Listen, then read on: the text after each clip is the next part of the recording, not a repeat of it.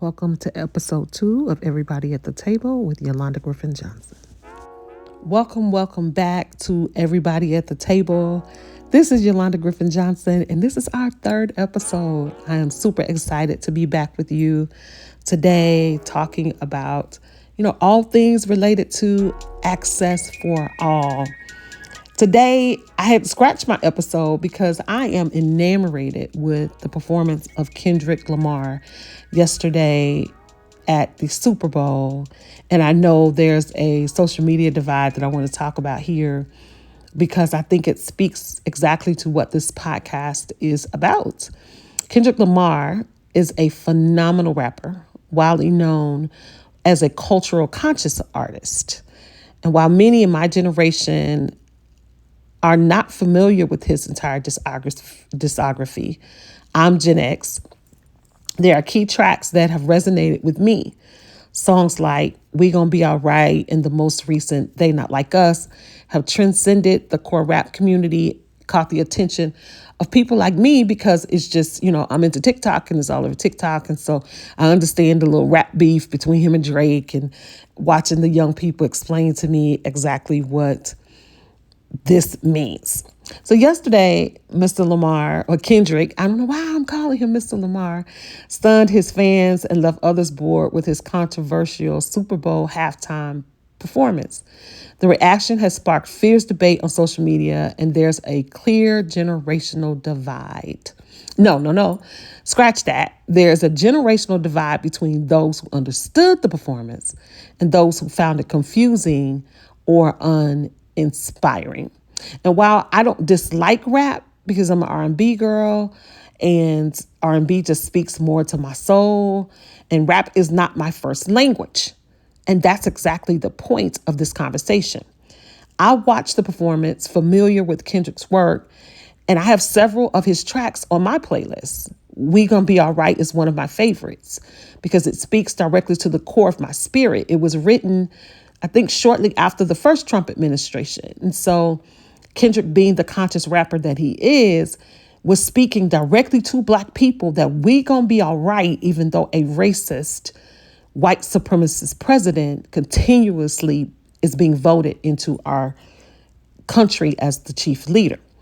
And so that affirmation is something that I needed in uncertain times and continues to be affirmation. So it's really the first song that put Kendrick Lamar on my radar. Kendrick wrote that song and it resonated with me. Kendrick was born in Compton, California, and stands at the unique intersection of Black culture, rap culture, and American culture. And that's what we saw last night. He's what we would call a conscious rapper, and last night's performance reflected that. It was a full symbolism, so much that I had to turn to younger voices to help interpret what brother Kendrick was trying to say. And that's really the point of today's episode. This podcast is about everybody at the table, about creating access for all. Last night, Kendrick displayed that message on one of the world's largest stages.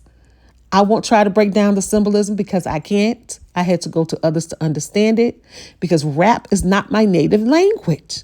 But I urge those of us who didn't immediately connect with the performance to not dismiss it. Find an interpreter of the culture. For me, that interpreter was my daughter, Simone. And for others, it might be YouTube or thought pieces on social media where younger voices are dissecting the performance and its meaning. There were powerful messages woven throughout that performance. The American flag, Kendrick positioned it in the center, and the fact that all the performers were Black, and the imagery underscored that America was built on the backs of Black people. I'm learning from these interpretations, and in hindsight, the performance speaks to me more deeply because I'm listening.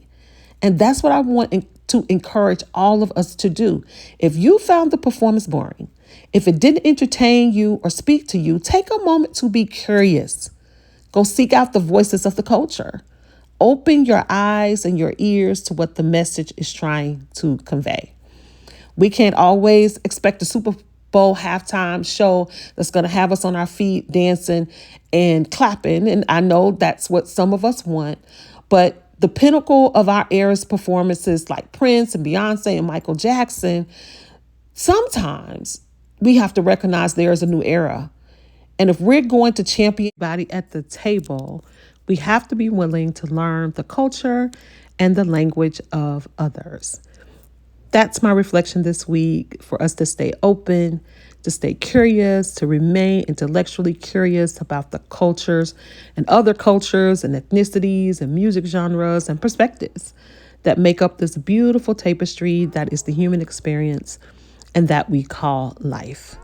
I am Yolanda Griffin Johnson, signing off another episode of My Table, my personal revolution to create access for all. I will meet you here Monday, every Monday, to release an episode. Again, other voices will join the conversation soon, and I would love to hear from you as to what other topics you'd like to discuss, feedback that you'd like to share. Sign up to listen on Substack and Spotify on a weekly basis. And until next week, thank you for listening, and dine well.